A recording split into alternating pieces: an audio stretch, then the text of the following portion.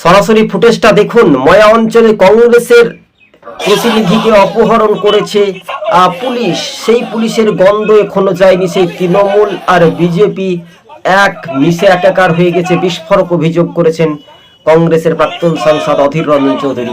আপনাদেরকে সেই ফুটেজটা দেখাবো।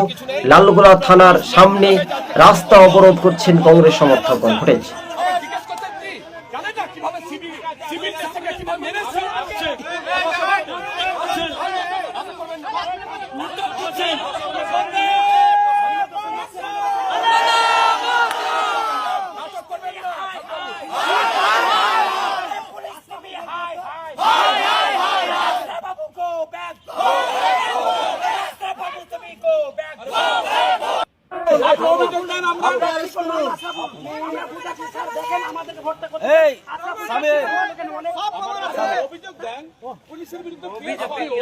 আপনারা দেখতে পাচ্ছেন সবুজ বঙ্গ নিউজ। আমাদের ইউটিউব চ্যানেলটি ভালো লাগলে শেয়ার করে পাশে থাকবেন। এই মুহূর্তে সবচেয়ে বড় খবর। ধন্যবাদ।